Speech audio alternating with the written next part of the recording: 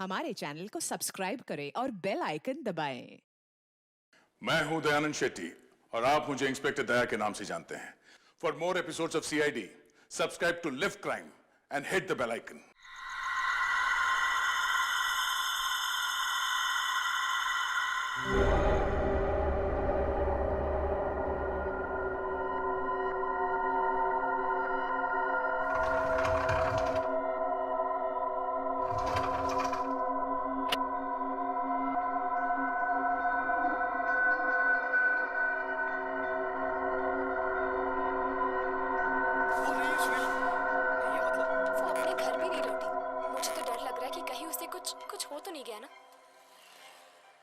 सना का एक दोस्त भी गायब हो गया यामिनी। हो सकता है इन दोनों की गायब होने की वजह एक ही हो।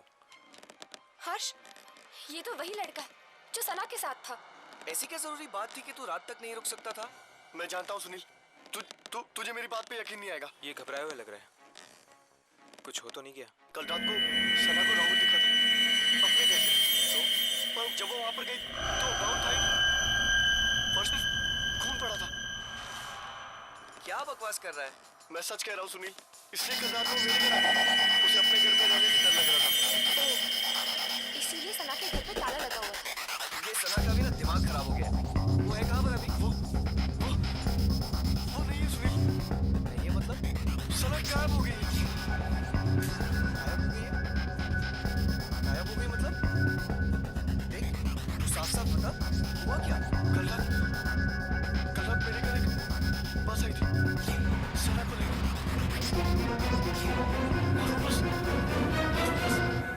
सना को लेकर गायब हो गई।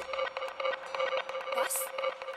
ये लोग किस बस के बारे में बात कर रहे हैं? तुम्हें खजान में लिया था। शायद इस ट्रेन की तरह ये बस भी एक आत्मा हो सकती है।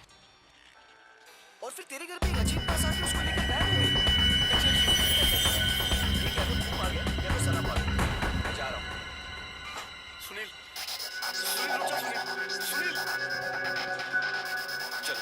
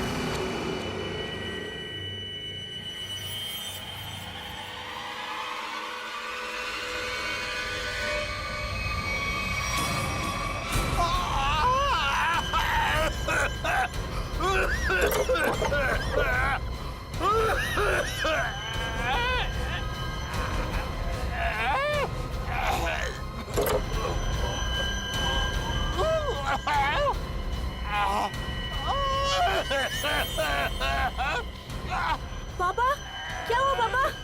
पापा ठीक तो आप? क्या हुआ पापा? पापा दरवाजा खोलो। पापा, क्या हुआ पापा? पापा, आप ठीक तो हैं? पापा, दरवाजा खोलो पापा। ओह गॉड, पापा, पापा, दरवाजा खोलो पापा।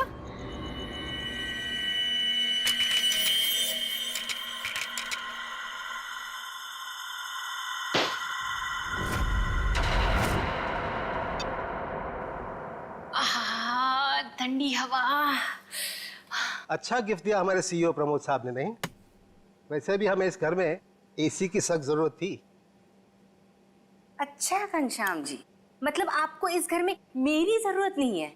अरे मैडम, अगर ऐसी बात होती तो क्या मैं दूसरी शादी करता? अच्छा अच्छा, चलो बहुत रात हो चुकी, अभी हमें सोना चाहिए। चलो सो जाओ।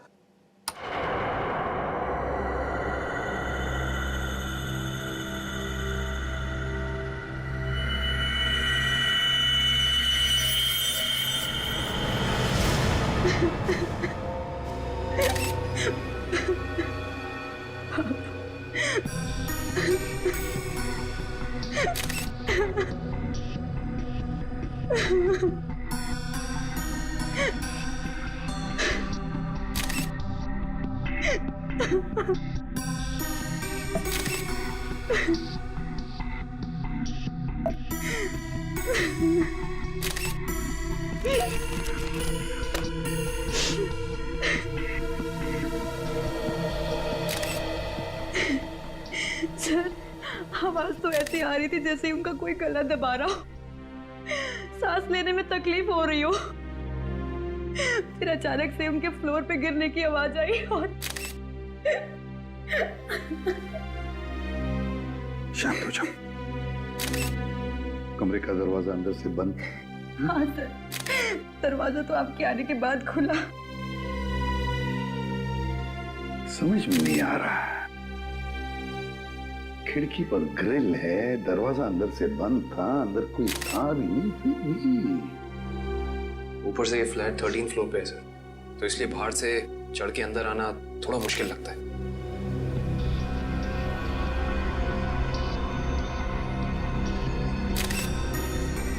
अगर चंद्र जी को किसी ने मारा भी होता तो कोई न कोई निशान तो होते यहाँ पर। अगर गला घोट के मारा होता तो गले पर उंगलियों के निशान, किसी हथियार से मारा होता तो हथियार के निशान होते, घाव के निशान होते, खून के धब्बे होते, मगर यहाँ पर तो कुछ भी नहीं, सब कुछ साफ। ये कैसे हो सकता है? सर, हाँ? शायद इन्हें किसी दवा का रिएक्शन हुआ। पूछो। आपके पापा को कोई तकलीफ थी? वो किसी चीज की दवा लेते थे? हाँ, वो सिर्फ ब्लड प्रेशर की दवाई लेते थे।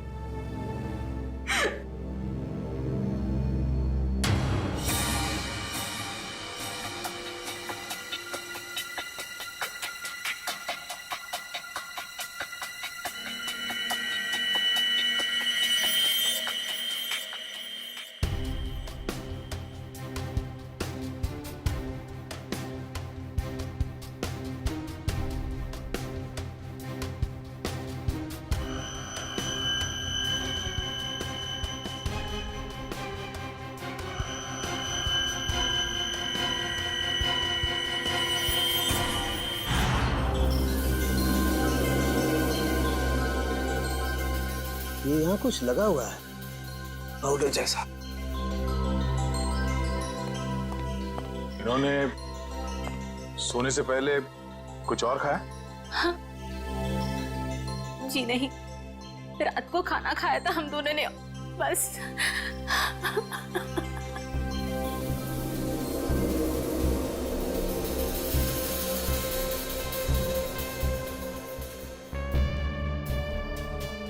ये पाउडर जैसी चीज है क्या, ये अभी पता लगाते हैं।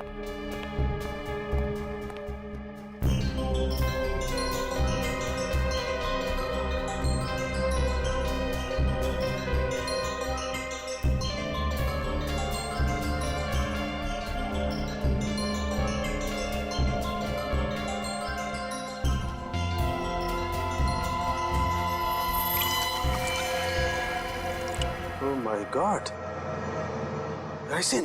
राइसिन? हाँ, राइसिन बहुत ही खतरनाक जहर है। जरा सा छुआ और आदमी गया काम से। इसका एक्शन टाइम? दया बस चाय की चुस्की जितना, कुछ ही पलों में अंदर जाता है, चोक कर देता है बॉडी को और इंटरनल ब्लीडिंग शुरू हो जाती है। जहर यहाँ आया कैसे? सर, ये खिड़की के पास कुछ मिला सर। क्या है, देखो जरा।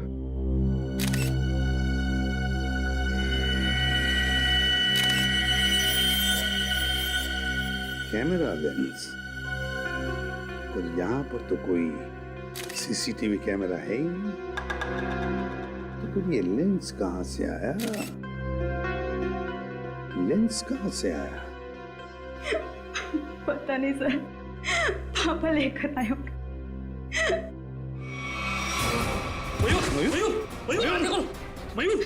मयूर! आप दोनों के अलावा कोई और भी यहाँ रहता है? जी नहीं, हम दोनों ही रहते हैं। इंदु जी, जब आप दोनों सो रहे थे उस वक्त खिड़कियां बंद थी या खुली हुई थी? हमने इस घर में नया एसी लगवाया है, इसलिए सारी खिड़कियां और दरवाजे बंद किए थे। मैडम, आप दोनों के सिवा घर में कोई नहीं था। घर की खिड़कियां, दरवाजे सब बंद थे। मतलब बाहर से कोई तीसरा आदमी अंदर आ नहीं सकता था। और आपके पति की मौत एक बहुत ही तेज जहर से किया गया है, और वो जहर सिर्फ आपके पति को दिया गया है, आपको नहीं। हाँ? आप कहना क्या चाहते हैं कि मैंने अपने पति को मारा है? मैडम, अपने गुस्से को काबू में रखिए। ये हमारा काम है कि हम इस केस के हर पहलू को देखें। सर, कहीं इस नए एसी का कनेक्शन इस केस से तो नहीं है? हो सकता है उसकी हवा से। नहीं फ्रेडी, ऐसा नहीं हो सकता, क्योंकि अगर ऐसा होता तो पति पत्नी दोनों पर उस जहर का असर होता। ये जहर राइसन घर में आया कैसे? मिस्टर घनश्याम को ये जहर दिया कैसे गया?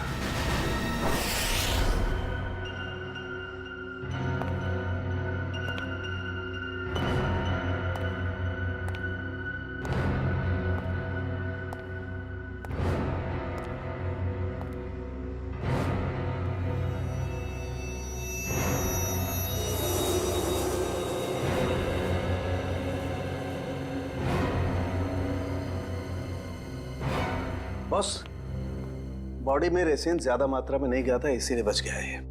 ये एंटीडोट लगा दिया है, बच जाएगा, चिंता की कोई बात नहीं है। चलो, वेरी गुड। निखिल, मयूर को दूसरे कमरे में लेकर जाओ। अच्छा, संभाल के। हाँ,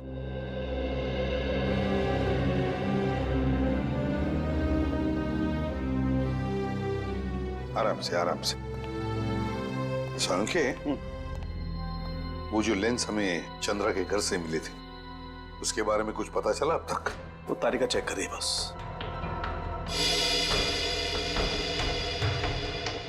एक ही तरीके से दो खून, घनश्याम और चंद्रा, एक ही तरीके से, और वो भी राइसिन पॉइजन से। राइसिन से। पर सर, इन दोनों विक्टिम्स को राइसिन पाउडर दिया किसने होगा? वही तो, वो तो हम पता लगा ही लेंगे पूर्वी, मगर पता नहीं क्यों मुझे ऐसे लग रहा है कि दोनों के बीच में कोई ना कोई संबंध जरूर है, कोई ना कोई संबंध जरूर है।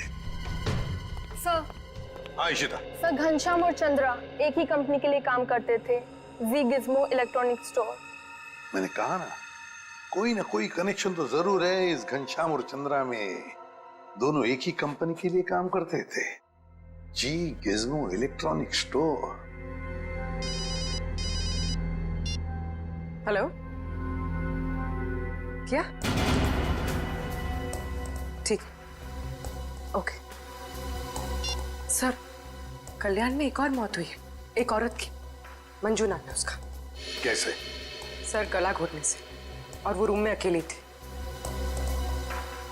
मंजू की मौत गला घोटने से हुई, लेकिन वो कमरे में अकेली ही थी, अकेली थी। राइसिन,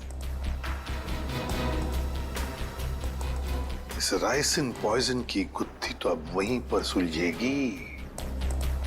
जी गिज़्मो स्टोर।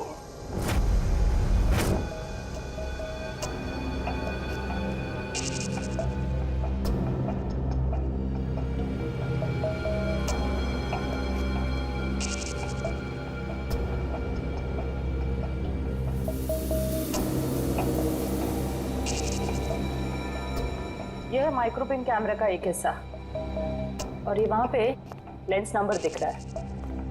जरा जूम करो तारिका, जूम करो इसे। हाँ।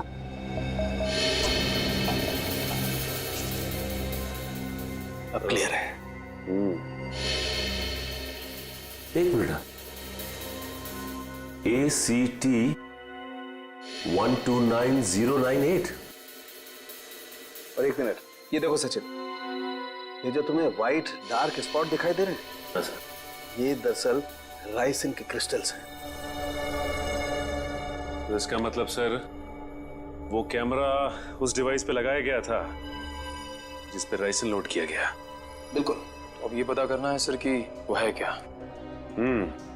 वो कौन सी ऐसी चीज है जो आसानी से खिड़की के अंदर घुस जाती है और ऊंची से ऊंची जगह चली जाती है। निकले, काम करो, पता करो कि ये कैमरा कौन कौन सी कंपनी बनाती है। ACT 129098।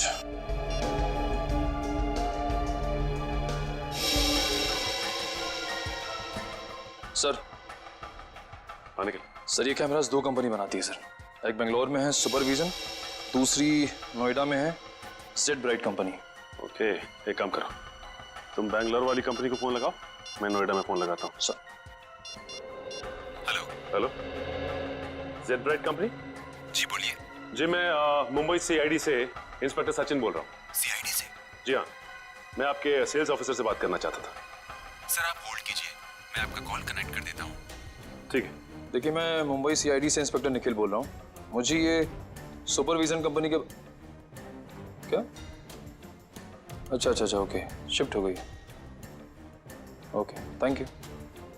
सर ये बेंगलोर वाली कंपनी 1 साल पहले बंद हो चुकी है, अब वहाँ पे कोई और कंपनी है। हेलो सर, मेरे सीनियर लाइन पे आप बात कीजिए। जी जी कहिए, मैं मिस्टर राजेश बोल रहा हूँ।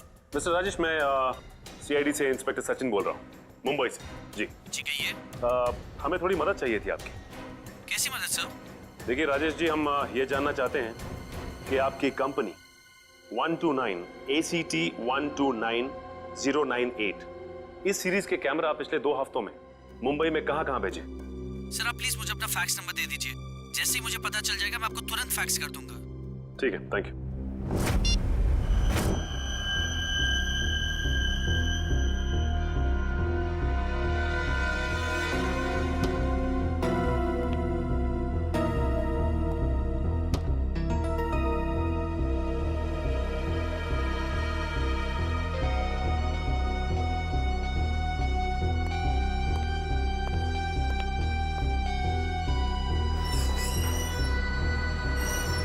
सर आखिर ये तो बताइए कि बात क्या है? देखिए, कल रात इस शहर में 3 खून हो गए हैं और जिन 3 लोगों का खून हुआ है वो तीनों आपके स्टोर के रिटायर्ड एम्प्लॉय थे। क्या? किन किन का मर्डर हुआ है सर? घनश्याम, चंद्रा और मैडम मंजू। सर, मुझे आपको कुछ बताना है। जी बोलिए। सर, जिन 3 लोगों के नाम आप ले रहे हैं वो तीनों ही कल हमारे स्टोर में शॉपिंग के लिए आए थे और कुछ फ्री वाउचर से कुछ शॉपिंग भी की थी। Special gift voucher? सर, हमारे पुराने CEO मिस्टर प्रमोद ने कुछ 6 लोगों को फ्री शॉपिंग वाउचर्स दिए थे, जिनमें से एक उन्होंने खुद भी रखा था और सबने कल शाम को अपनी पसंद के कुछ गैजेट्स खरीदे थे। और बाकी तो? सर, मिस्टर गौतम और मिस्टर आशीष। सर पूरे स्टोर में राइसन का नामो निशान भी नहीं है। सर ये कुछ वाउचर्स मिले। इन्हीं फ्री वाउचर्स की बात कर रही थी आप? सर, मैं इन्हीं वाउचर्स की बात कर रही थी। ओके। आशीष, गौतम और प्रमोद, इन तीनों की जान खतरे में है।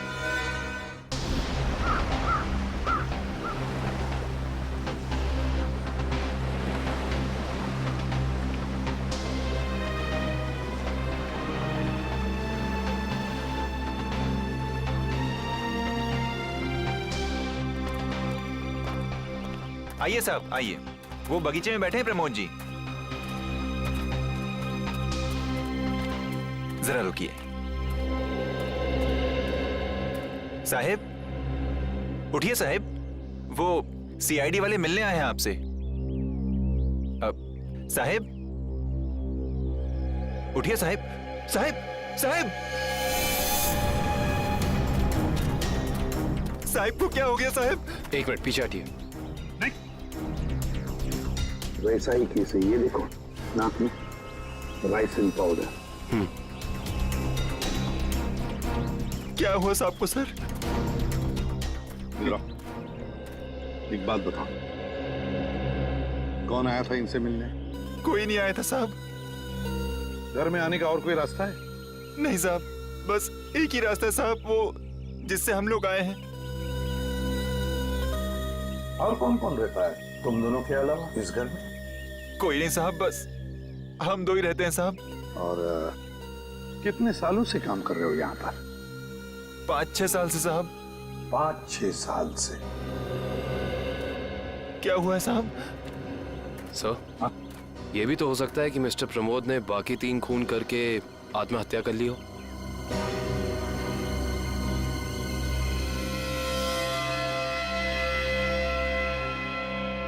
ये वही नया कूलर है जो तुम्हारे सेठ ने लाया था? हाँ साहब, यही है।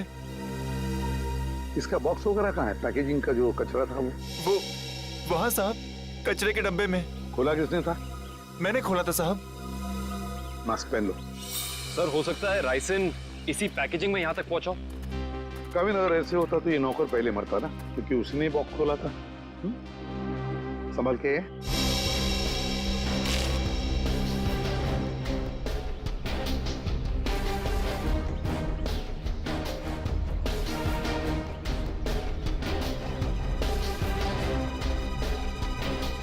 सर, यहाँ तो जरा सा भी राइसिन नहीं मिला, तो फिर राइसिन यहाँ आया कैसे?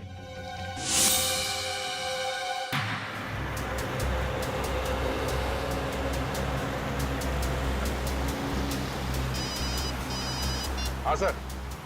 सर हम लोग अलीबाग पहुंचने वाले हैं। हाँ सर, इलेक्ट्रॉनिक स्टोर के एक्स ऑपरेशन ऑफिसर गौतम के बेटे की एनिवर्सरी पार्टी है वहाँ। हाँ सर, हम वहाँ पहुँचते ही आपको रिपोर्ट कर देंगे। या थैंक यू सर। पार्टी में बहुत लोग होंगे। हाँ सर, अगर राइसिन का अटैक होता है तो बहुत बेगुनाह लोग अपनी जान गंवा बैठेंगे। नहीं, हम ऐसा होने नहीं देंगे।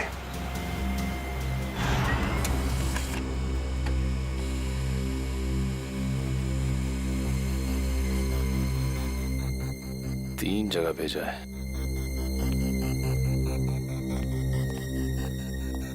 सर, फैक्स आ गया। मुंबई में 3 जगह कैमरास भेजे गए हैं। तो चलो फिर इन तीनों कंपनियों के मालिक के दर्शन कर लेते हैं।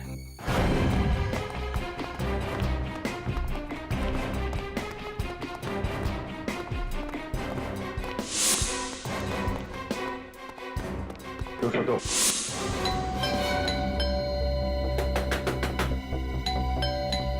मिस्टर आशीष, सर, कहीं हमें आने में देर तो नहीं हो गई? आशीष,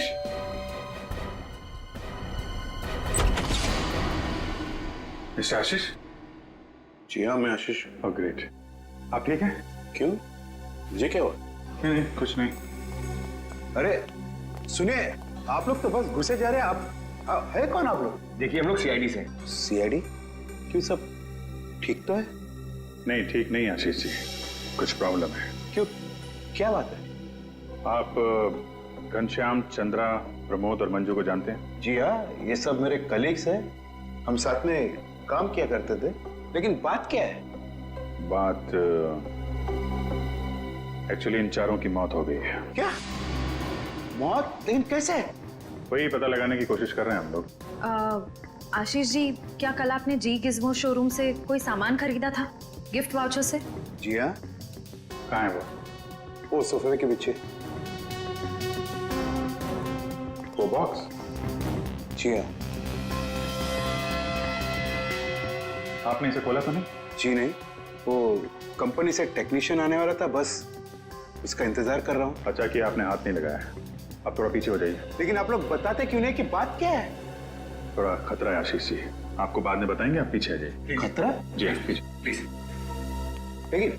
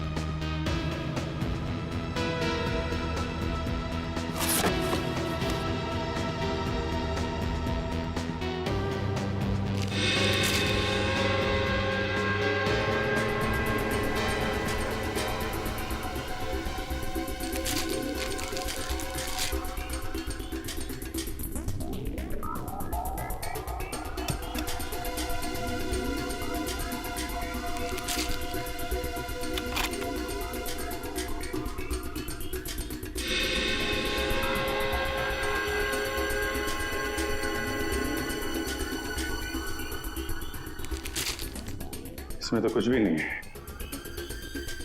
वो जानलेवा पाउडर राइसिन गिफ्ट बॉक्स में नहीं आया तो फिर उन लोगों के पास पहुंचा कैसे?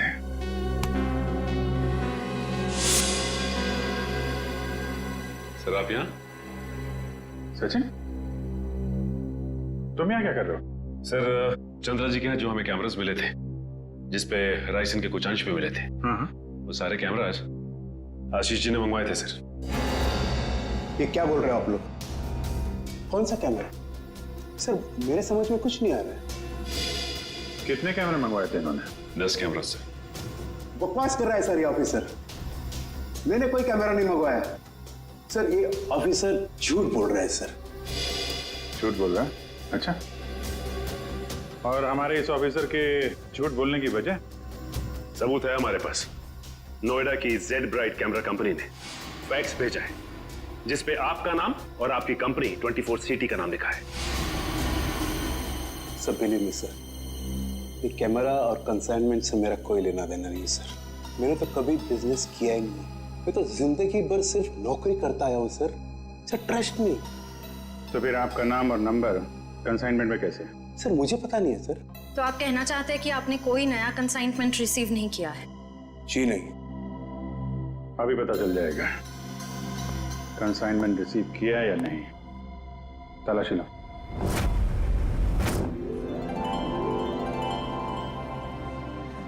चलिए भाई आइए, केक काटेंगे। Please come. आओ। अनिल यही तो हूँ।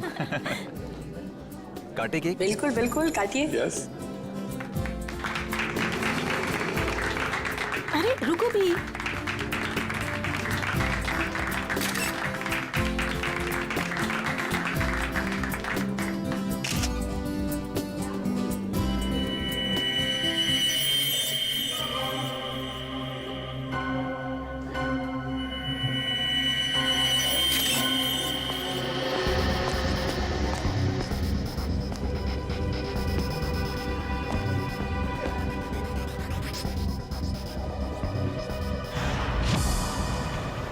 सर जितने भी लोग राइसिन की वजह से मरे वो राइसिन उन तक जी गिज़्मो इलेक्ट्रॉनिक स्टोर से ही पहुंची थी। हाँ दुष्यंत, मुझे इस बात का डर है कि गौतम जी ने अपने बेटे को देने वाला गिफ्ट कहीं खोल न दिया।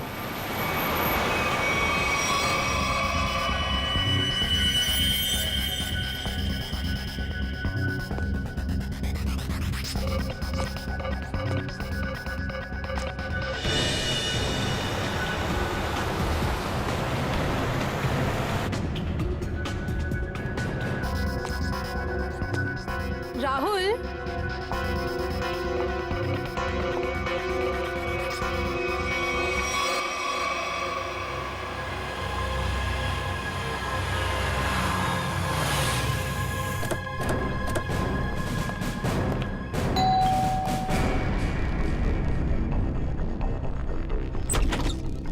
गौतम जी देखिए, हम लोग सीआईडी से हैं। मामला थोड़ा सीरियस है। क्या हुआ सर? आपने जी गिज़्मो से जो इलेक्ट्रॉनिक सामान खरीदा था, हम उसके सिलसिले में आए। जी गिज़्मो? आइए आइए।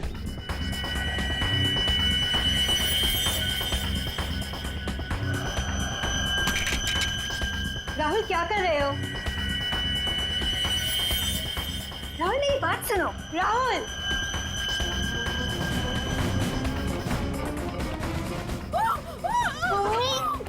इस तरफ से आवाज आई है। यहाँ से?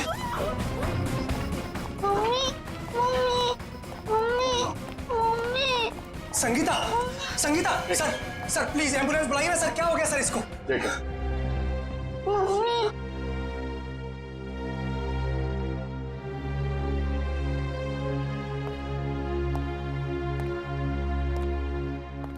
आप लोग जरा बाहर जाइए और हाँ, किसी भी चीज को हाथ मत लगाना प्लीज प्लीज। चलिए। सब पल्स नहीं है।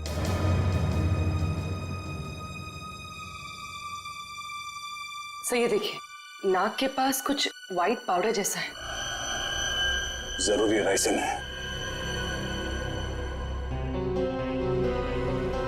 ये क्या है?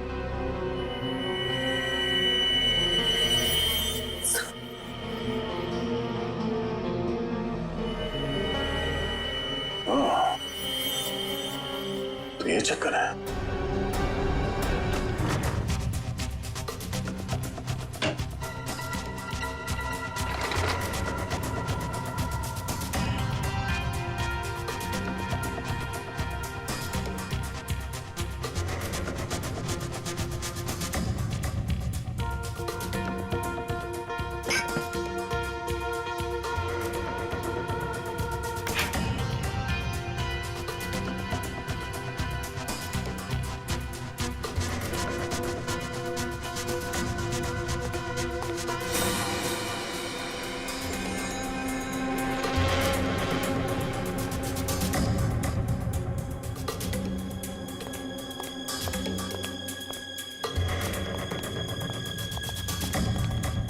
सर मुझे अंदर कुछ नहीं मिला।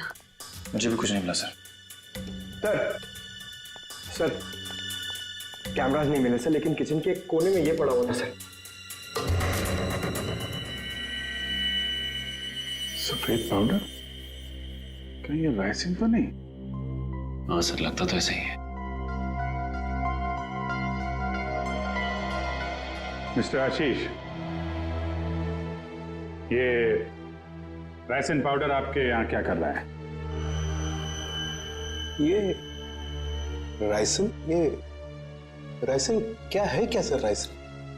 सर अब राइसिन क्या है ये भी नहीं मालूम है। सर ये क्या हो रहा है सर? ये सब मैंने नहीं किया है सर। सर कोई मुझे फंसाने की कोशिश कर रहा है सर। बाकी के कैमरे कहाँ हैं जो आपने खरीदे थे? प्लीज सर, मुझे कुछ नहीं मालूम। मैं बेकसूर हूँ सर। ये कैमरा, राइसिन, मैं कुछ नहीं जानता sir. I am just innocent sir. Sir इनको कुछ याद नहीं आ रहा है, इनकी याददाश्त थोड़ा कमजोर हो गई है। अगर आप कहें तो।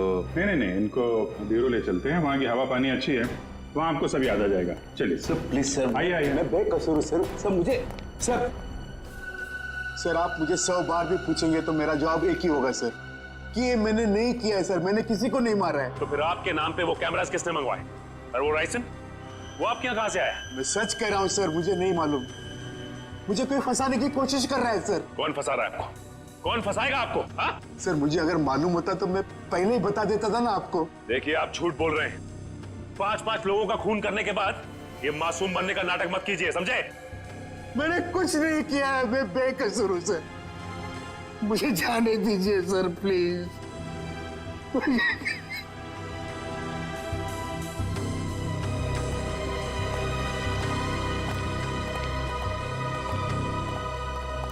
सर ये आदमी तो बहुत टेढ़ा लग रहा है, लगता है आसानी से मुंह नहीं खोलेगा। सचिन लगता है ये सच बोल रहा है। सर लेकिन सारे सबूत तो इसी की तरफ इशारा कर रहे हैं। सबूत तो पैदा भी किए जा सकते हैं सचिन। जरा सोचो, सारे कैमरास अपने नाम पर मंगवाना और फिर राइसिन पॉइजन अपने ही घर में छुपा के रखना। जो आदमी ये सारा प्लान करके इतनी होशियारी से सब कुछ कर रहा है, क्या वो इतनी मामूली सी गलती करेगा? कुछ और ही चक्कर है, कुछ और ही चक्कर है ये। सर अब पता कैसे लगेगा कि सबके पीछे है कौन? उस डिलीवरी बॉय से पूर्वी, कुरियर कंपनी के डिलीवरी बॉय से, उस लड़के से जिसने वो सारे कैमरास आशीष के घर पर पहुंचाए थे, उस डिलीवरी बॉय से।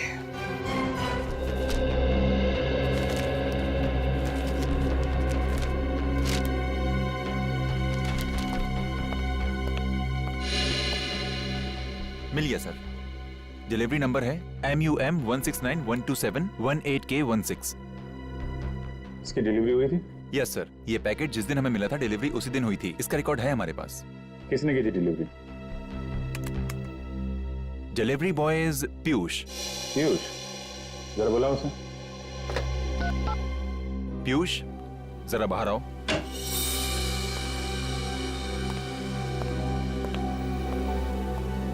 जी सर, आपने बुलाया? पीयूष, CID वाले तुमसे कुछ बात करना चाहते हैं। CID? मैंने क्या किया? नहीं, घबराओ मत, बस हमारे सवालों का सीधा सीधा जवाब दो। साहब मैं किसी लफड़े में तो नहीं पड़ जाऊंगा ना? तू टेंशन मत ले और साहब को इस डिलीवरी के बारे में बता। देख ध्यान से।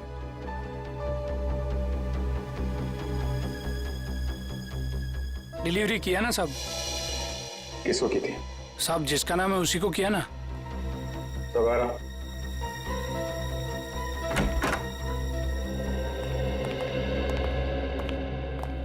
ये है वो आदमी? साहब रोज इतने लोगों से मिलते हैं, घाई रहता है, पहचानने को कहाँ फुर्सत मिलता है। सर मैंने कहा ना आपसे कि इसने मुझे कोई डिलीवरी नहीं दी है। आप लोग तो मुझे बस फंसाने की कोशिश कर रहे हैं। आशीष जी, एक मिनट।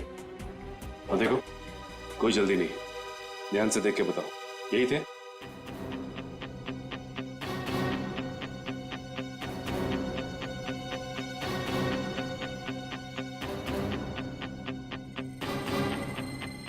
लगता तो यही है साहब। झूठ बोल रहा है सर, ये जबरदस्ती मुझे प्लान की कोशिश कर रहा है। कभी नहीं दी मुझे डिलीवरी तूने। झूठ बोल रहा है। एक मिनट। झूठ बोल रहा है सर। तुमने इन्हें डिलीवरी दी थी तो चालान पे साइन तो लिया होगा ना? हाँ साइन तो लिया ही होगा साहब। तो पर्ची लेकर आ। लाता हूँ साहब, लाता हूँ। सर मेरी बात सुनिए सर, ये झूठ बोल रहा है, मुझे फंसाने की कोशिश हो रही है सर। अरे हाँ पीयूष, रुको, क्या हुआ? कुछ नहीं सर, वो CID वाले चालान मांग रहे हैं। हाँ दे दो। पर्ची लेने में इतनी देर क्यों लगा रहा? देखो जरा अंदर जाके। सर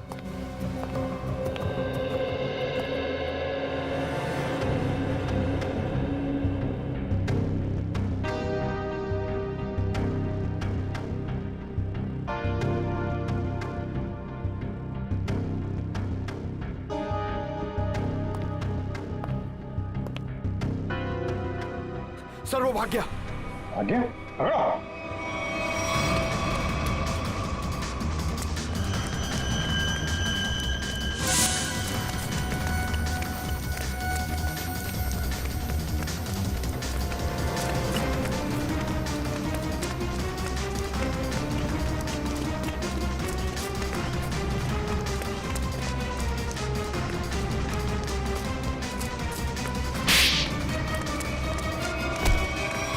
तुम्हें क्या लग रहा था कि बच के निकल जाओगे तुम? सर मैंने कुछ नहीं किया सर। आई समझ सर, मैं झूठ नहीं बोल रहा। तो भाग क्यों रहा था? सर मैं आप लोगों को देख कर डर गया था सर। ठीक है, वो डिलीवरी तुमने किसको दी थी? हाँ? सर मैं बताता हूँ सर।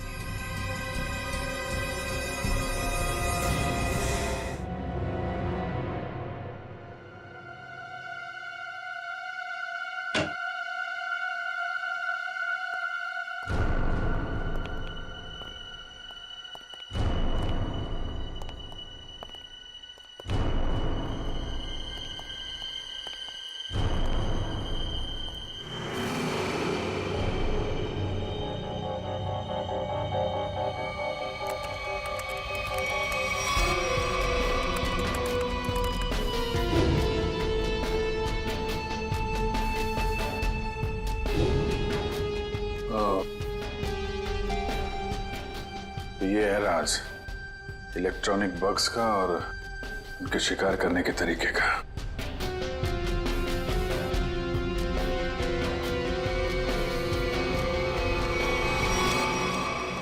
अरे अभी तो यहीं थी, ये लड़की कहां गायब हो गई? यहीं कहीं छुपी होगी, ढूंढो।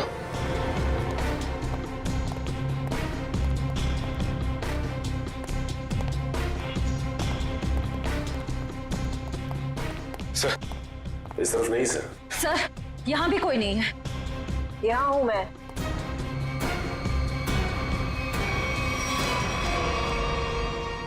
तुम इन सब के पीछे ये तो पता चल चुका है, लेकिन ये सब किया क्यों तुमने? बदला, दूसरों का हक छीनने वालों से बदला। किसका हक? कैसा बदला? मेरे पापा के हक का बदला, उनकी मौत का बदला। पापा की मौत का बदला? उनकी सारी जिंदगी की मेहनत चुरा ली गई। मेरे पापा एक बहुत बड़े इलेक्ट्रॉनिक जीनियस थे।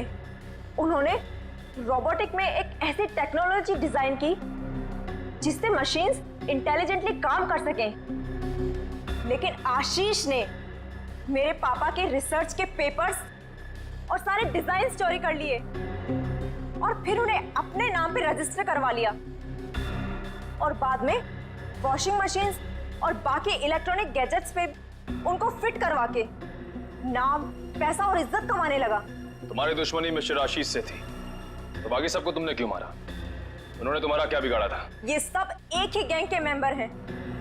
इन सब ने मिलके मेरे पापा को कंपनी से निकलवाया, खुद तो बहुत पैसा कमाया, पर मेरे पापा वो तो बेरोजगार हो गए, नौकरी चली गई उनकी।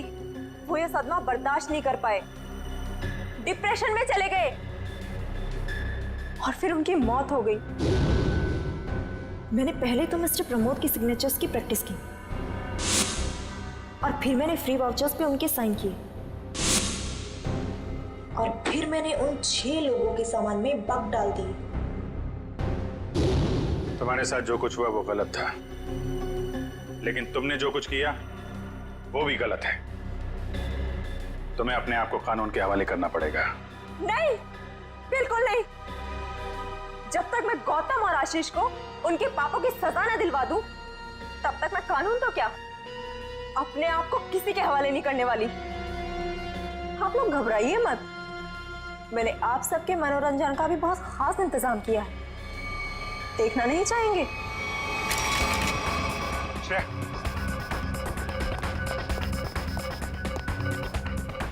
बस स्किन से टच नहीं होना चाहिए। इलेक्ट्रॉनिक आइटम है, देखो कोई पासवर्ड वगैरह, कोई गैजेट।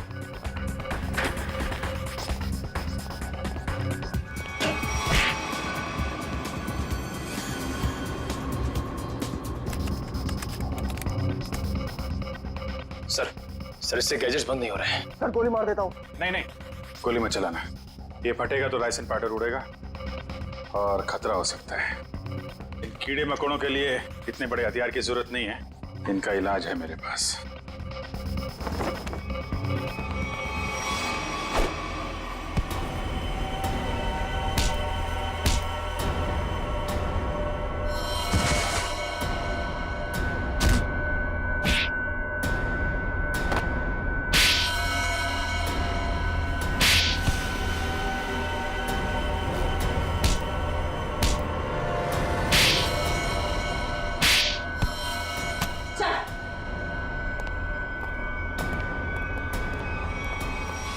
जुर्म का रास्ता हमेशा जेल की कोठरी में खत्म होता है रश्मि। अच्छा दिमाग पाया था तुमने भी। ये सब इलेक्ट्रॉनिक गैजेट्स बनाए, लेकिन इस्तेमाल बदले के लिए किया। अगर इनका इस्तेमाल किसी अच्छे काम में लगाती तो अपने पिता का नाम रोशन करती और जेल भी नहीं जाना पड़ता। आज हम आपको सच्ची घटनाओं पर आधारित टीवी शो क्राइम इंडिया की शूटिंग दिखा रहे हैं। क्राइम इंडिया के इस एपिसोड की कहानी रघुनाथ और उसके परिवार की है, जो आज से 10 साल पहले अखबारों की सुर्खियों में छाई रही। 5, 4, 3, 2, 1, एक्शन। वेलकम फ्रेंड्स, आपका स्वागत है क्राइम इंडिया के नए शो में। ये कहानी बहुत ही रोमांचक और रहस्य से भरी है। ये कहानी 10 साल पहले शुरू हुई इस बंगलो से। यहाँ रहते थे मिस्टर रघुनाथ अपने परिवार के साथ, एक खुश परिवार। फिर सारी खुशियाँ एक पल में छिन गईं। 10 साल पहले इसी दरवाजे से रघुनाथ की 21 साल की बेटी अपने घर प्रवेश करती है, जहाँ उसे अपने पिता का सामना करना पड़ता है, जो थोड़े गुस्से में थे क्योंकि जूही अपने दोस्त के बर्थडे पार्टी से लेट वापस आई। पिता की प्रताड़ सुनते ही जूही अपने पिता को समझाने की कोशिश करती है कि पार्टियों में तो अक्सर देर हो सकती है, उसमें इतना अपसेट नहीं होना चाहिए। रघुनाथ अपनी बेटी की बात सुनते ही चिल्लाने लगते हैं। जूही पिता का डर सह नहीं पाती। वो अपनी भरी आंखों से अपने कमरे की तरफ भागती है। कमरा बंद किए बिना खाए पिए जूही सो जाती है। इसका हम नाट्य रूपांतरण करते हैं।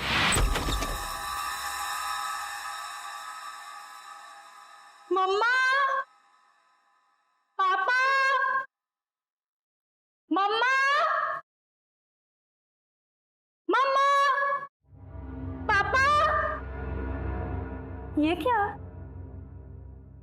घर में कोई नहीं है क्या? ऐसा तो कभी नहीं होता है। मम्मी, मम्मी, पापा, ये क्या? यहाँ पर भी कोई नहीं है। कहीं बेडरूम में तो नहीं है? मम्मी, पापा, मम्मी, पापा, ये क्या? कहाँ गए सबके सब?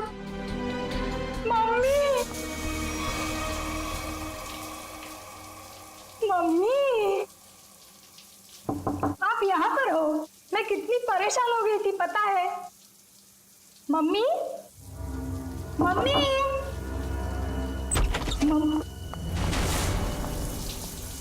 ये क्या? पानी का नल खुला छोड़ के मम्मी तो ऐसा कभी नहीं करती। मम्मी, पापा, राहुल, राहुल, राहुल, राहुल, अरे राहुल को स्कूल छोड़ने गई होगी मम्मी।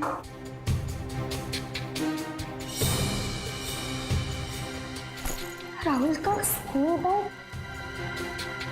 मतलब मम्मी राहुल को स्कूल छोड़ने गई। राहुल भी नहीं है।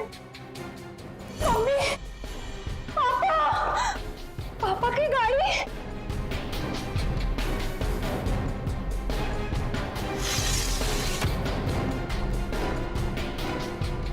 पापा की गाड़ी तो यही है। पापा तो ऐसा नहीं करते कभी। पापा। उस दिन से आज तक जूही को अपने माता पिता और भाई के बारे में कोई खबर नहीं मिली। कहाँ खो गए वो तीनों? लेकिन जूही अपनी आखिरी याद अब तक नहीं भूल पाई है। अपनी मम्मी की पिंक साड़ी और पापा के स्टाइलिश हैट को, जो उन्होंने आखिरी दिन में पहना था, वो आज तक नहीं भूल पाई है। Just stop this nonsense. आप लोग किसी को चैन से जीने देंगे या नहीं? प्लीज मैम, आप प्लीज रुकिए। Shut up. और आप मेरे घर आए कैसे? परमिशन लिए ma'am. To hell with your permission. लोग मेरी जिंदगी को टेलीविजन शो का तमाशा समझते हैं। किसी के भी दर्द को स्टोरी बना देंगे। जिस घर से मेरी यादें जुड़ी हैं, आप उन्हीं यादों को एक्सपोज करेंगे। ये मैं नहीं होने दूंगी। Just go from here. चाहिए। ट्रस्ट मी मैम, हम ऐसा वैसा कुछ नहीं दिखा रहे हैं, बल्कि ये तो आपके लिए अच्छा ही है कि हो सकता है कि शो के बाद आपको नए फोन कॉल्स आए कि आपके मिसिंग पेरेंट्स मिल गए हैं। प्लीज मुझे और लालच मत दो। छोड़ दो मुझे मेरे हाथ में। I said just go from here. Sir, live telecast चल रहा है, आप गलत ना समझे। हम पूरे मसले को बहुत सेंसिटिवली हैंडल कर रहे हैं। सर, समझाइए मैम को प्लीज।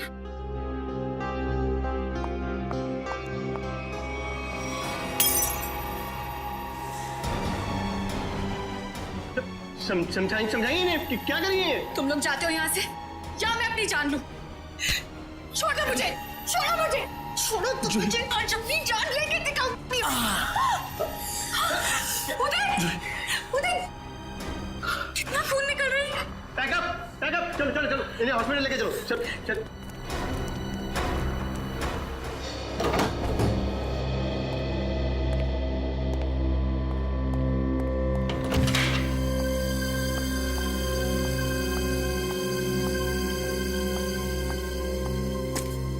तुम बैठो, मैं तुम्हारे लिए हल्दी वाला दूध लाती हूँ, थोड़ा आराम मिलेगा। छोड़ो आराम आराम, इतनी फिक्र करती हो तो अपने गुस्से को कंट्रोल में रखना सीखो। मरने मारने पर उतर आई उस वक्त। तो फिर क्या करती? वो लोग मेरे घर वालों की इज्जत के साथ खिलवाड़ कर रहे थे, मेरे जख्म को रेत रहे थे। मेरे इमोशंस को कभी समझते ही नहीं हो। ऐसा नहीं है, नहीं समझता मैं तुम्हारे इमोशंस। जूही, मैंने ही कहा था, बहुत हिम्मत वाली लड़की हो। जिस तरह से तुमने इस दुख को समेटा और जिंदगी को फिर राह पर ले आए, कोई और होता कब का टूट जाता। तुम जैसा हमसफर बहुत नसीब से मिलता है। और तुम जैसा हस्बैंड भी हर लड़की को नहीं मिलता। इसी बात पर दूध नहीं, ग्रीन टी हो जाए। ठीक है, बैठो, मैं अभी लाती हूँ।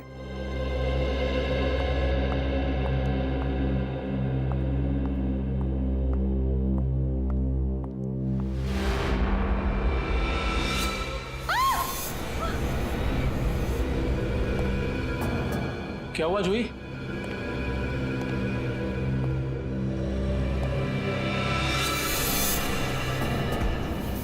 आपको क्यों लगता है कि ये हैट आपके पापा का है? कोई निशानी, कोई पहचान? ये उनका फेवरेट हैट था, मैंने बचपन से उन्हें यही हैट पहनते देखा था। देखिए जूही जी, प्लीज बुरा मत मानिएगा, लेकिन इससे ये प्रूव नहीं होता कि ये हैट आपके पापा का है। कोई खास दूसरी पहचान, कुछ भी? उदय, इन्हें पापा के वो सारे फोटोज दिखाओ जिनमें उन्होंने यही हैट पहना था।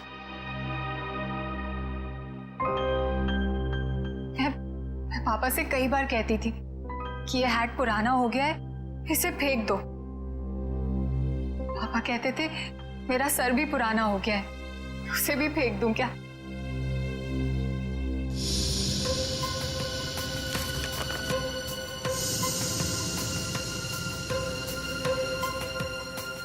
जूही जी, इसे देख के तो ये जाहिर नहीं होता कि ये हैट यही वाला है। हाँ, ये जरूर पता लगता है कि ये हैट भी इस जैसा ही है। आपको क्या लगता है मैं आपसे झूठ बोल रही हूँ? एक काम कर, जरा आप घर के खिड़की दरवाजे चेक कर। जी सर।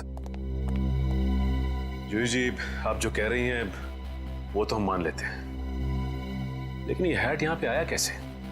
अपने आप तो नहीं आया। जी सर, किसी ने तो इसे यहाँ रखा ही है। आपको किसी पे शक?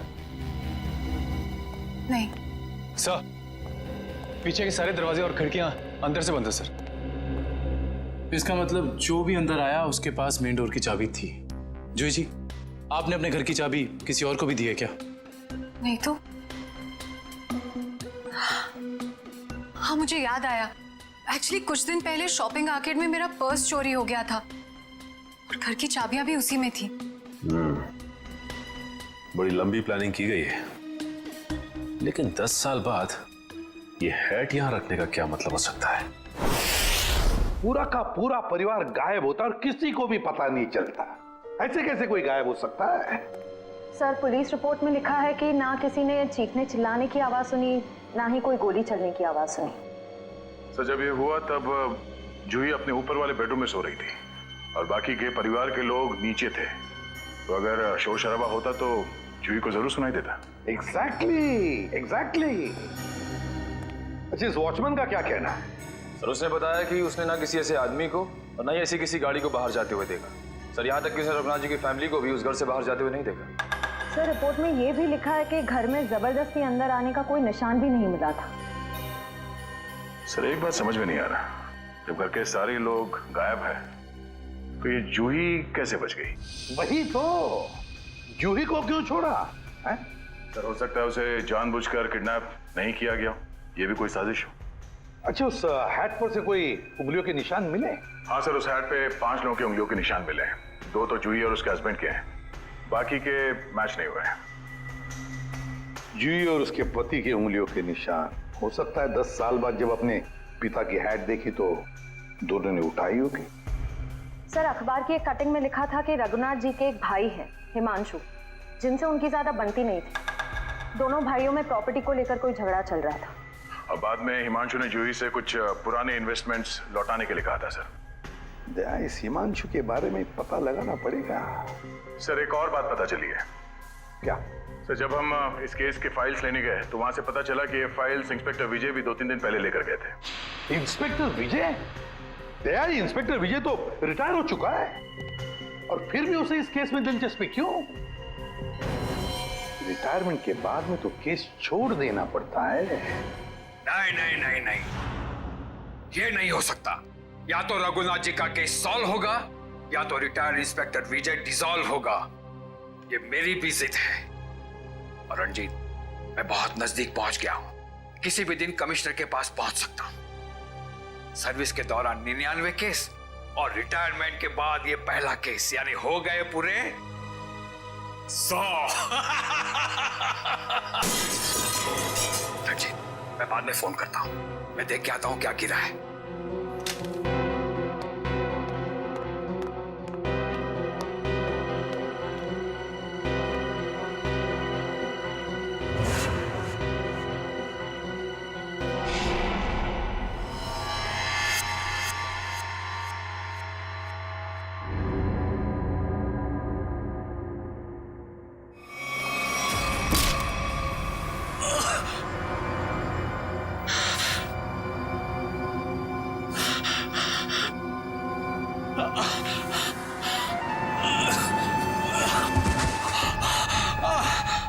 इंस्पेक्टर विजय, शायद तू भूल गया है कि अभी तो इंस्पेक्टर नहीं है, रिटायर्ड इंस्पेक्टर हो गया है। बस अब तेरी कहानी खत्म।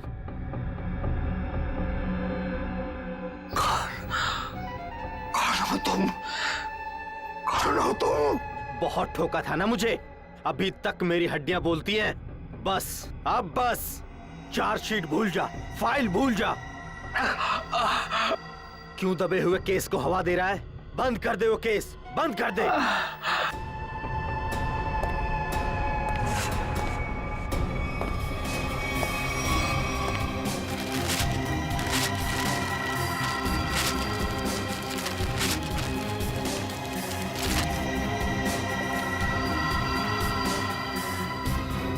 रघुनाथ भाई साहब को गुजरे तो तकरीबन 10 साल हो गए और अब तो सिर्फ उनकी यादें हैं।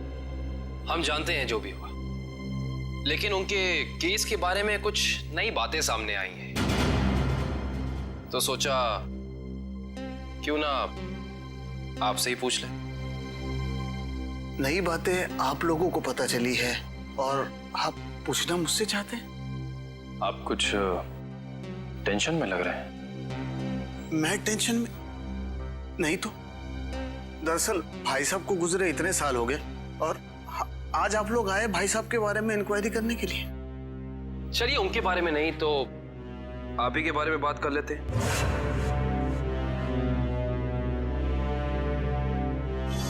कल दोपहर में कहाँ थे आप? कल ऑफिस में था। ऑफिस? रियली? इसमें हैरान होने वाली क्या बात है? आप कल 12 से 3 बजे तक ऑफिस में ही थे। एक्चुअली मैं लंच आवर्स में घर आता हूँ 2-3 घंटा रेस्ट करने के लिए। आपके घर का एड्रेस 54 गुलमोहर रोड है ना? जी नहीं। लेकिन आपकी कार कल उस वक्त उसी बंगले के सामने खड़ी थी। उफ, मेरी याददाश्त। दरअसल मैं सठियाने लगा हूं। मैं कल रुक गया था एक दोस्त के यहाँ, वो भी वहीं गुलमोहर में ही रहते हैं। मिस्टर हिमांशु जी, झूठ बोल रहे हैं आप। वहां पे आपका कोई दोस्त नहीं, बल्कि आपकी भतीजी जूही रहती है, समझे आप? इसलिए झूठ बोल के कोई फायदा नहीं है। हम जानते हैं कि आप जूही से मिलने गए थे उसके घर। हाँ, मुझे उससे कुछ काम था। काम था इन्हें? हाँ, फिर आप उससे मिले क्यों नहीं? बल्कि आप तो छिपते छिपाते उसके घर गए, उसके किचन के प्लेटफॉर्म पे उसके पिता रघुनाथ जी की हैट रखी और बड़े आराम से वहां से निकल गए। क्यों? हैट? कौन सा हैट? मिस्टर हिमांशु, आपको लगता है कि आप ऐसी गोल गोल बातें करके सीआईडी से बच सकते हैं? कसम से, ना तो मैं भाई साहब की किसी हैट के बारे में जानता हूं और ना ही उनके लापता होने के बारे में। हिमांशु जी, ये क्या है?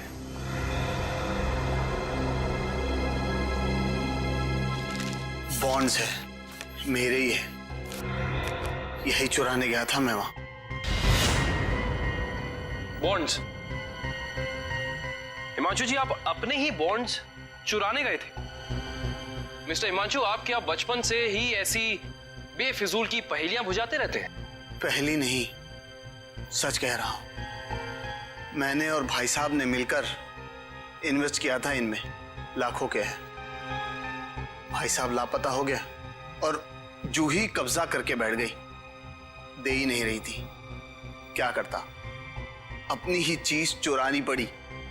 हिमांशु जी, चलिए मान लिया एक पल के लिए कि आप सच बोल रहे हैं, लेकिन मैं सच ही कह रहा हूं, लेकिन एक बात आप लोगों को बोलना भूल गया। जैसे ही मैं बॉन्ड्स लेकर वहां से निकल ही रहा था कि अचानक दरवाजा खुलने की आवाज आई। मैं घबराकर छुप गया। मुझे लगा कि शायद उदय या जूही होंगे, लेकिन कोई और ही था। कौन था? मैं उसका चेहरा तो नहीं देख पाया, सिर्फ पीठ ही देख पाया। लेकिन इतना तो तय है कि वो उदय नहीं था, क्योंकि वो उदय से काफी लंबा और तगड़ा था। बाल लंबे थे, जैकेट पहन रखी थी और शायद जीन्स थी। अच्छा, और कोई खास बात याद है आपको? कोई खासियत, जैसे उसे भीड़ में देखे तो पहचान लें? हाँ, उसके शूज क्रोकोडाइल लेदर के थे। Crocodile leather?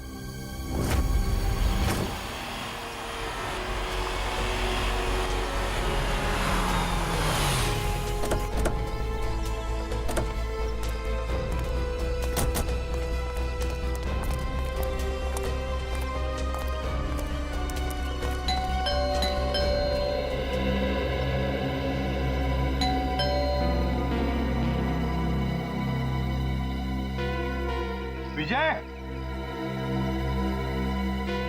Vijay, Vijay sir. Sir, दरवाजे में से धुआं आ रहा है सर। माय गॉड, दुष्यंत, दरवाजा खोलो। विजय, विजय, विजय, विजय। पेपर जल रहा है, जल्दी से बुझा दें। Yes sir. Vijay, Vijay sir.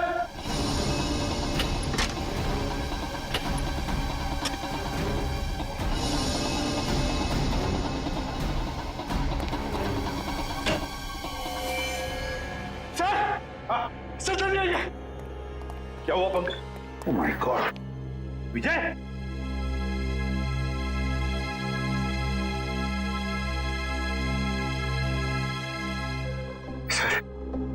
Sir, ये मर चुके हैं। सिर पर वार किया है, गोली भी चली है सीने में। सर, दो गोलियां लगी हैं। My God.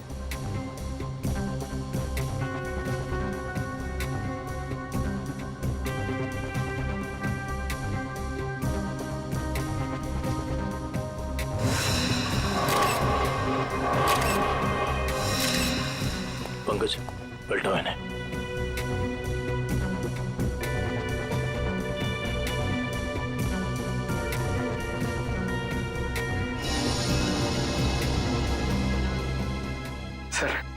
सर, ये कैसे हो सकता है सर? विजय जी इतने सीनियर और एक्सपीरियंस ऑफिसर हैं, फिर इन्हें इन्हीं के घर में गोली मार दी।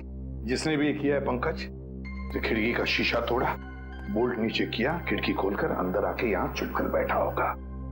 शायद आवाज सुनकर विजय इस कमरे में आया तो उसने विजय के सिर पर वार किया और फिर 2 गोलियां भी डाल दी। सर लगता है कि खूनी और विजय जी की कोई पुरानी दुश्मनी थी, इसीलिए रिटायरमेंट के बाद मौका मिलते ही इन्हें मार डाला।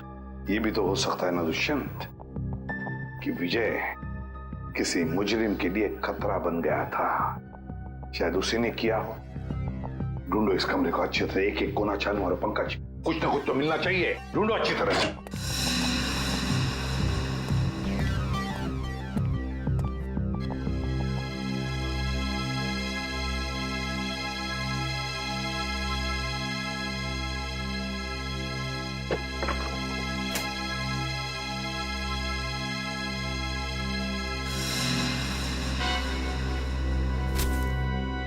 सर हाँ, ये देखिए रघुनाथ जी की केस फाइल, लेकिन इसमें कोई पेपर नहीं है सर। बाकी सब केस फाइल के पेपर्स हैं। ये देखिए सर, सब में पेपर्स हैं सिवाय इसके। तो भी दुष्यंत, इसका एक ही मतलब है, इसके अंदर जो पेपर्स है वो वहां जलाए जा रहे थे। कोई नहीं चाहता था कि रघुनाथ के केस के बारे में हमें कुछ पता चले। सर, हाँ सर, विजय जी का मोबाइल मिला और आखिरी कॉल उन्होंने किसी अनुज को किया था। तो फोन करो इस अनुज को।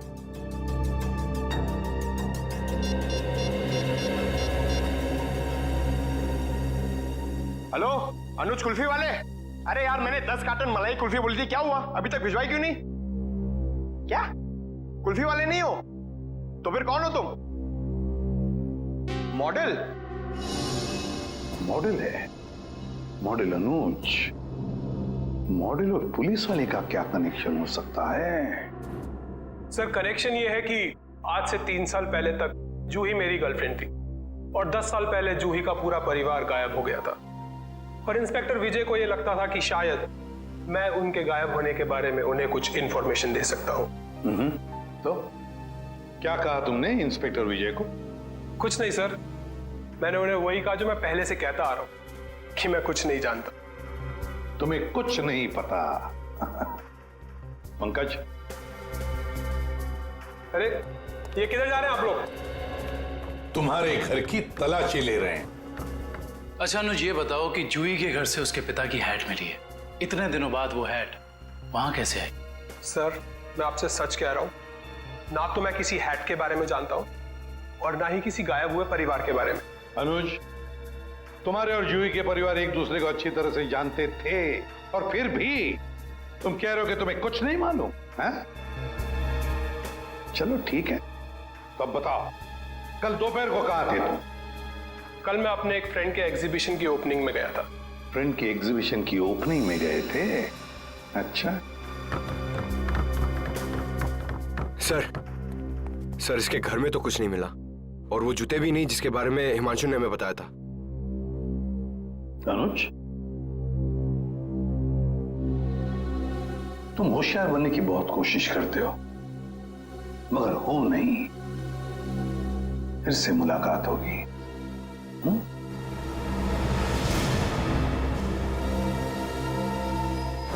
तो समझ में नहीं आ रहा ये आदमी चाहता क्या है। जो एक तरफ वो जूही के घर में हैट रखता है और दूसरी तरफ विजय को मारकर केस के फाइल्स, पेपर्स और फोटोज मिटा देता है। क्यों? लगता है उसे पता चल गया था कि विजय जल्दी अपराधी को पकड़ने वाला है। लेकिन एक बात समझ में नहीं आ रही है कि उसने रघुनाथ की हैट जूही के घर में क्यों रखी? क्या सोच रहा है वो? कोई ना कोई चाल तो जरूर है दया, इसके पीछे कोई ना कोई चाल तो है। ये केस कुछ ज्यादा ही उलझा हुआ है सर। वैसे विजय के काम करने के तरीके को मैं अच्छी तरह से जानता हूं। वो सारे के सारे अंडे एक ही टोकरी में कभी नहीं रखता। इन्वेस्टिगेशन की अलग अलग कड़ियां वो अलग अलग जगह पर रखता था। सर, विजय के सारे रिलेटिव्स से पता किया, किसी को भी मालूम नहीं है कि वो कर क्या रहा है। उसके मोबाइल से कुछ पता चला? नहीं सर, कुछ पता नहीं चला। वे देखना पड़ेगा मौत के कुछ दिन पहले विजय कहां कहां गया था, किस किस से मिला था। सर, इंस्पेक्टर विजय के घर पे हमें जो जले हुए कागज के टुकड़े मिले थे, उनमें से ये टुकड़ा आधा जला हुआ है और इस पर नवदीप गराज लिखा हुआ है। नवदीप गराज? दया, विजय ने ये नाम ऐसे नहीं लिखा है। जरूर इस गराज का इस रघुनाथ के केस से गहरा संबंध है। जरूर कोई ना कोई गहरा संबंध है। विजय सर हाल ही में एक सेकंड हैंड कार के बारे में पूछने आए थे। Second hand car? जी हाँ, एक व्हाइट कलर की सेडान कार बेची थी 10 साल पहले। विजय सर उसी के बारे में पूछने आए थे। उस गाड़ी के कोई रिकॉर्ड या पेपर्स होंगे आपके पास? जरूर सर, हम रिकॉर्ड हमेशा पक्का रखते हैं। गाड़ियों का मामला है, क्या पता कब कोई चोरी की निकल आए। शेखर, वो जरा गाड़ियों की सेल डिटेल की फाइल लेके आना। याद है ये गाड़ी किसने खरीदी थी? जी हाँ, कोई गिरीश साहब थे, उन्होंने खरीदी थी। ये लीजिए सर। ये लीजिए, ऊपर ही रखे हुए हैं, विजय सर को दिखाने के लिए ही निकाले थे।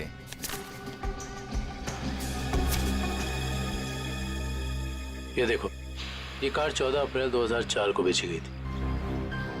रघुनाथ जी के गायब होने के ठीक 2 दिन पहले सर? राइट। इसका मतलब है कि इस कार को रघुनाथ जी फैमिली के गायब होने के बीच कोई ना कोई ताल्लुक जरूर है। मतलब सर, विजय जी ने गाड़ी तक पहुंचने का जो रास्ता चुना है वो जरूर रघुनाथ जी तक जाता होगा। एक काम करते हैं, पहले तो आरटीओ से ये पता करते हैं कि ऐसी किसी कार का रजिस्ट्रेशन हुआ था या नहीं, और विजय जी के मोबाइल पोजीशनिंग रिकॉर्ड से ये पता करते हैं कि पिछले दिनों वो कहाँ गया था। हो सकता है इस केस को सॉल्व करने में हमें कोई मदद मिल जाए। सर, ये लैटिट्यूड 345 नॉर्थ और 213 ईस्ट है। सर, एग्जैक्ट वही लोकेशन है जो विजय जी के मोबाइल फोन में स्टोर है। सर, विजय जी इस जंगल में यहाँ आए थे, लेकिन उन्हें यहाँ मिल के सकता था। करण, वो जरूर इस केस से जुड़े हुए कुछ सबूत ढूंढने के लिए यहाँ आया। ये भी तो हो सकता है कि वो उस सफेद गाड़ी के पीछे आया हो। लेकिन सर, ये जंगल बहुत दूर तक फैला हुआ है, कई किलोमीटर तक। ऐसे में इस जंगल की कॉम्बिंग कर पाना थोड़ा मुश्किल होगा सर। हाँ, मुश्किल हो सकता है, मगर नामुमकिन भी तो नहीं। दिव्या, ये कितना एरिया छान मारा था उसने? सर, यहाँ से 200 मीटर के घेरे में। 200 मीटर? बस तो फिर फैल जाओ चारों तरफ।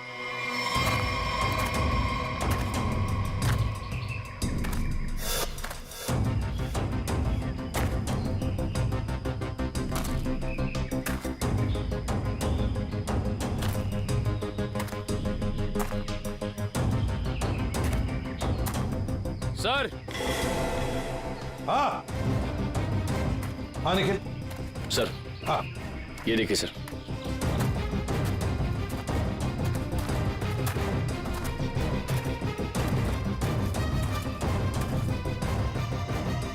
MS01 Y 5371। सर, ये तो वही सफेद कार है जो उस गैरेज से बेची गई थी। देखो जरा, गाड़ी साफ करो अच्छी तरह से।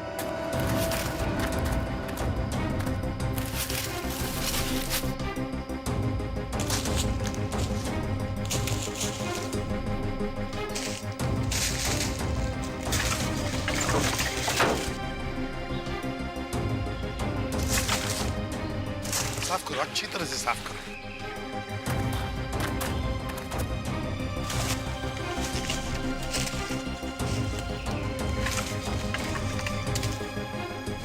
सर। हाँ सर, ये गाड़ी इतनी ऊपर खाई से नीचे गिरी कैसे होगी? एक्सीडेंट हुआ होगा। मगर सर, अगर जूही का परिवार इस गाड़ी में था तो इस गाड़ी में कुछ तो होना चाहिए, कंकाल वगैरह। पूरी गाड़ी खाली है सर। सर, 10 साल हो गए, कीड़े सब खा गए होंगे अंदर। हाँ, मगर कविन कुछ तो मिलता, कुछ तो मिलता है ना। एक काम करो, एक गाड़ी के अंदर जितनी भी धूल मिट्टी है सब इकट्ठा करो। करण, जाकर वैक्यूम क्लीनर लेके आओ। सर, ऐसा भी तो हो सकता है कि वो लोग कभी गाड़ी में थे ही नहीं। कविन, ये भी तो हो सकता है कि गाड़ी के अंदर जितने भी परिवार वाले थे उनकी लाशों को कहीं और फेंक दिया और गाड़ी को यहाँ खाई में लाकर नीचे ढकेल दिया।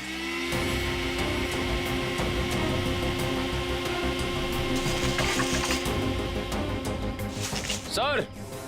हाँ। ये देखिए सर, लॉकेट। सर, ये तो जूही की माँ का लॉकेट है। बिल्कुल ऐसा ही लॉकेट मैंने उन्हें एक फोटो में पहने हुए देखा है। जूही की माँ का लॉकेट? जी। तो फिर उसका एक ही मतलब हो सकता है कि जूही के परिवार वालों को इसी गाड़ी में लाया गया और फिर उनकी लाशों को कहीं और ठिकाने लगा दिया और गाड़ी को यहाँ इस खाई में लाके ढकेल दिया ताकि कोई सबूत न रहे। ना रहेगा बांस, ना बजेगी बांसुरी। जी साळुंखे साहब, कुछ पता चला? अरे यार अभिजीत, ये बात गलत है यार। आते ही धन्य से सवाल कर देते हो। मैं यार आए हो, हाल चाल पूछो, अपने बताओ। मतलब हालचाल? अरे हालचाल पूछने वाला था सर। कैसी है तारिका जी? अरे भाई साहब, मैं अपने बारे में बात कर रहा हूँ भाई। मेरे भी तो हालचाल पूछ सकते हो ना यार। आपके? हाँ, क्यों? हाँ, क्यों नहीं। आपके हालचाल कैसे हैं आप? हाँ, मैं अच्छा हूँ। ये हुई ना बात। अब आओ पूछो। अरे आए हो, हालचाल पूछो, हाय हेलो करो। काम तो होता ही रहता है, बताएंगे ही ना। अब बताओ क्या पूछ रहे थे तुम? ये जो धूल मिट्टी मिली थी कार में से, हाँ, इसमें से आपको कुछ मिला? हाँ अभिजीत, इस मिट्टी में से हमें एक नाखून का टुकड़ा मिला और कुछ बाल मिले। उनमें से एक बाल किसी 40 साल की महिला का है और ये नाखून का टुकड़ा किसी 10-12 साल के बच्चे का है। और इन दोनों का रिकॉर्ड नहीं है हमारे पास। जरूर ये जूही की माँ और उसके भाई का होगा। और बाकी बाल के टुकड़ों का अभी भी टेस्ट चल रहा है। रिपोर्ट लेने गई है श्रेया। सर, पता चला है कि रघुनाथ जी की फैमिली के गायब होने के कुछ दिन पहले ही उन्होंने अपने खास एम्प्लॉय मुकेश को नौकरी से निकाल दिया था। मुकेश? कहीं सबके पीछे इस मुकेश का हाथ तो नहीं? सर, जो बाल के टुकड़े टेस्ट के लिए गए थे उनमें से एक बाल का डीएनए मैच हो गया है। किसका है? भानु नाम है उसका। अंडरवर्ल्ड का कॉन्ट्रैक्ट किलर है, सुपारी लेके मर्डर्स करता है और कई मर्डर केसेस भी चल रहे हैं उस पर। भानु?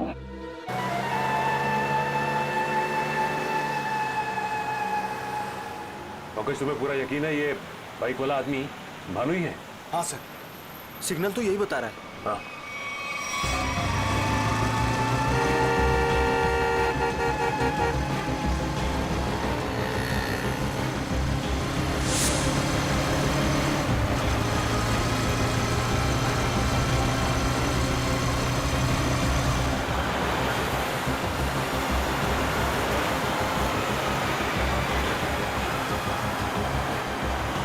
अचानक गायब कहाँ हो गया? दिखाई नहीं दे रहा। ओह माय गॉड! सर, गोली चली यहां से।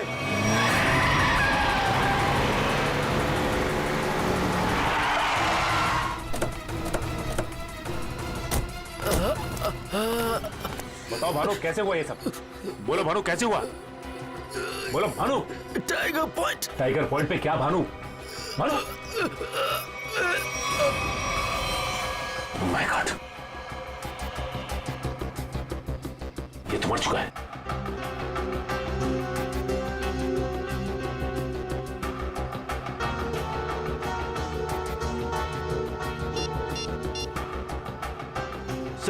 सर, इसके मोबाइल में एक अनआइडेंटिफाइड नंबर से मैसेज आया था। एक मिनट।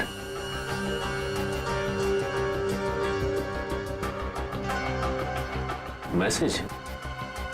एक काम करो, पता लगाओ कि ये नंबर है किसका। रघुनाथ जी की कंपनी में 20 साल पूरे काम किया हूं मैं। फ्लोर मैनेजर था, प्रोडक्शन, लेबर सब मैं ही संभालता था।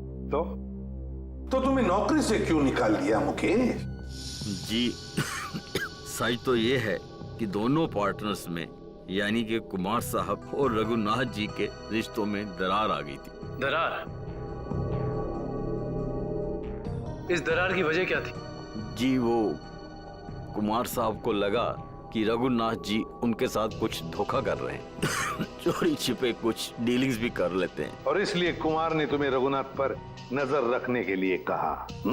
जी हाँ, मैं रघुनाथ जी की हर खबर कुमार साहब को देता था। वो किससे मिलते हैं, क्या डील करते हैं, क्या लेन देन है, सब। और जब रघुनाथ ने तुम्हें पकड़ लिया ये सब करते हुए, तो उन्होंने तुम्हें काम से निकाल दिया? जी हाँ। और उसके ठीक 1 साल बाद में कुमार जी और रघुनाथ जी ने अपनी पार्टनरशिप खत्म कर दी। जी हाँ, ये तो होना ही था। अच्छा, वैसे इंस्पेक्टर विजय क्या जानना चाहते थे तुमसे? जी वो कुमार साहब के एक्सीडेंट के बारे में पूछने आए थे, जिनमें उनकी बच्ची और बीवी भी चली गई थी। और इंस्पेक्टर विजय को ऐसा लगता था कि ये एक्सीडेंट नहीं बल्कि एक मर्डर है। और जब पार्टनरशिप रही नहीं तो मर्डर की भी बात नहीं आती? जी दोनों पार्टनर अलग भी इस तरह हुए जैसे रजामंदी नहीं थी और फिर दोनों एक ही बिजनेस में कंपटीशन करने लगे और वो भी इस तरह की जैसे एक दूसरे को बर्बाद कर देंगे। और हाँ, कुमार साहब की मौत के बाद सबसे ज्यादा तरक्की और फायदा रघुनाथ सेठ को हुआ। कुमार की मौत का सबसे ज्यादा फायदा हुआ रघुनाथ को। सबसे ज्यादा फायदा। इस कुमार फैमिली के एक्सीडेंट के सारे डिटेल्स निकालो, देखे तो सही कि क्या ये वाकई एक्सीडेंट था या फिर। सर, आपको क्या लगता है कुमार की फैमिली की मौत के पीछे क्या रघुनाथ का हाथ था? कविन, रघुनाथ को बिजनेस में कुमार से फायदा हुआ, इसका मतलब ये नहीं कि रघुनाथ ने कुमार को मारा होगा। Okay, thank you so much. लेकिन क्या पता चला एक्सीडेंट के बारे में? सर, मिस्टर कुमार हर रोज की तरह ऑफिस से घर पहुंचे। घर से वो लोग एक रिसोर्ट के लिए निकले। उनकी पत्नी ने एक सरप्राइज वेकेशन प्लान किया था क्योंकि अगले दिन मिस्टर कुमार का बर्थडे था। वो लोग उसी रिसोर्ट में बर्थडे सेलिब्रेट करने वाले थे। जब ये जा रहे थे, इनका बच्चा भी इनके साथ में था और उसी दौरान ये एक्सीडेंट हुआ। किस्मत भी अजीब खेल खेलती है, जहाँ एक पल खुशियाँ थीं, अगले ही पल मातम छा गया। सर, लेकिन ये एक्सीडेंट हुआ कैसे होगा? गाड़ी का अचानक ब्रेक फेल हो गया। मिस्टर कुमार की गाड़ी की स्पीड बहुत तेज थी, वो गाड़ी को काबू में नहीं कर पाए और गाड़ी लुढ़कते लुढ़कते खाई में जा गिरी। कार के ब्रेक्स अचानक फेल हो गए। अचानक, बड़ी अजीब बात है।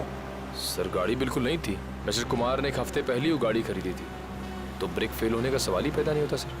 वही तो सर, ऐसा भी तो हो सकता है कि कुमार की ही फैमिली के किसी मेंबर ने रघुनाथ की फैमिली से बदला लेने के लिए ये सब किया हो। कुमार परिवार की मौत के 20 साल बाद कौन बदला लेना चाहता है? जहां पर एक्सीडेंट हुआ वहां पर मिस्टर एंड मिसेस कुमार की लाश मिली थी, बच्चे की लाश नहीं मिली है ना? एक मिनट। क्या हुआ सर? गाड़ी घुमा लो।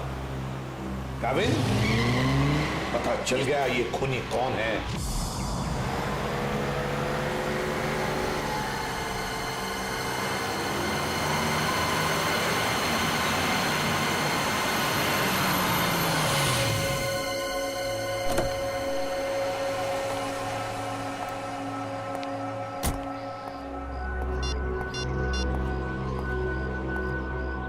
हेलो, हाँ मैं पहुंच गया हूँ 42 माइलस्टोन के पास।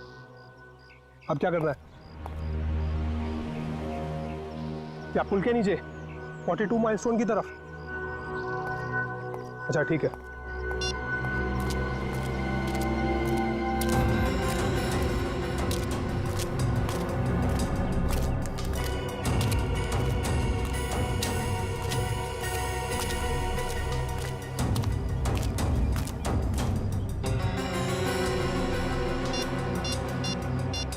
हेलो, हाँ आप किधर आना है?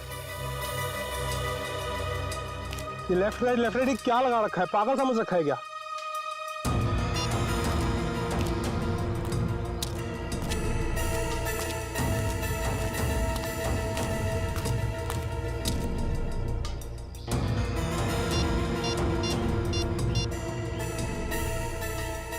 हेलो, मुझे क्या पागल समझा है क्या? कब से इधर उधर घुमा रही है? चुपचाप सामने आ जा, नहीं तो मैं वापस चला जाऊंगा। इधर मेरा मुंह खुला और तुम जेल के अंदर, इसलिए जल्दी से सामने आ और मुझे मेरा रोकड़ा दे ताकि मैं जाऊं यहां से। मैं जा रहा हूं। घबराओ मत अनुज, तुम्हारा पैसा पेड़ के पीछे रखा है।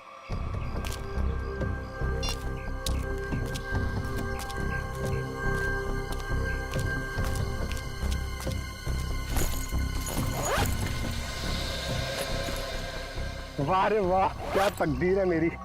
तो जैसे सोने के अंडा देने वाली 2-3 और मुर्गियां मिल जाए तो लाइफ सेट। कहो तुम मेरी चिंता मत करो अनुज, वादे के मुताबिक ये तुम्हारी आखिरी पेमेंट है। अरे बेवकूफ, सोने का अंडा देने वाली मुर्गी को कभी छोड़ता है कोई? अनुज भूलो मत, तुमने वादा किया था। अरे एक ब्लैकमेलर की बात पे तुमने यकीन कर लिया। चलो, थैंक यू।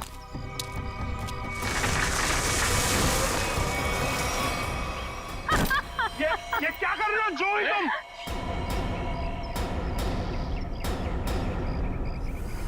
तुम क्या समझते हो अनुज? तुम मुझे ब्लैकमेल करते रहोगे और मैं सहती रहूंगी? हमसे उस्तादी बहुत भारी पड़ेगा तुमको। Shut up. यहाँ वही होगा जो मैं चाहूंगी। सोचो अनुज, अगर मैं तुम्हारा मर्डर करवा दूं, तुम्हारे टुकड़े टुकड़े करके चील कौओं को डलवा दूं, तो यहाँ तो किसी को इस बात की हवा तक नहीं होगी। जैसे तुमने अपनी फैमिली के साथ किया था। एक बात याद रखना, जो आदमी शर्ट सिलवाता है वो उसके अंदर बटन की जगह भी छोड़ता है। अगर मैं मरा तो मेरा एक पैकेट सीआईडी को पहुंच जाएगा और फिर तेरा डम डम डिगा डिगा। Just shut up। तू क्या समझता है? तू झूठ बोलता रहेगा और मैं मानती रहूंगी? तू जैसा लालची इंसान अपने नुकसान के लिए कुछ नहीं करेगा।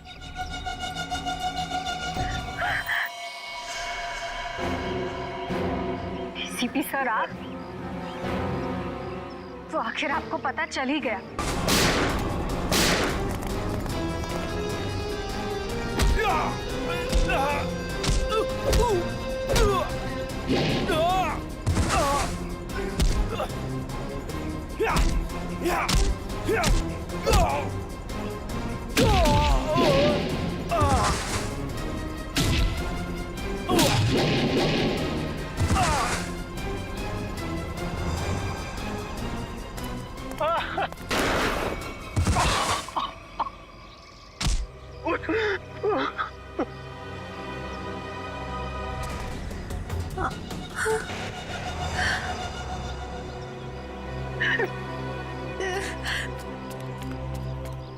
देखो इस प्यारी बिटिया को, जिसने अपने माता पिता का खून कर दिया।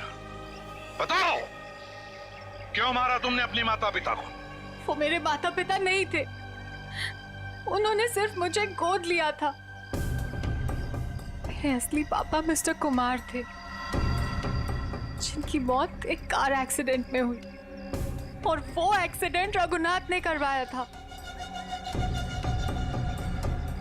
और अपने माता पिता की मौत का बदला लेने के लिए तुमने रघुनाथ और उसकी बीवी को मारने का प्लान बनाया, और उसके लिए तुमने भानु को पैसे भी दिए, है ना? हाँ, और भानु ने उस काम को पूरा अंजाम दिया। उसके बाद तुमने भानु के हाथों विजय जी को मरवा दिया, और फिर भानु को भी अपने रास्ते से हटा दिया। हाँ, क्योंकि मैं अपने खिलाफ कोई सबूत नहीं छोड़ना चाहती थी। तो सारे इल्जाम अनुज पर आ जाए, है ना? और अनुज, तुम जूही के घर पे रघुनाथ जी की हैट रख के तुमने एक बंद केस को खोल दिया। चोर चोर मौसेरे भाई, वाह रे वाह। लेकिन एक बात याद रखना, मुजरिम चाहे कितना भी चालाक हो, उसका आखिरी ठिकाना तो जेल की चार दीवारी में ही होता है। अब जेल की सलाखों के पीछे सड़ते बैठना फांसी का ऑर्डर आने तक।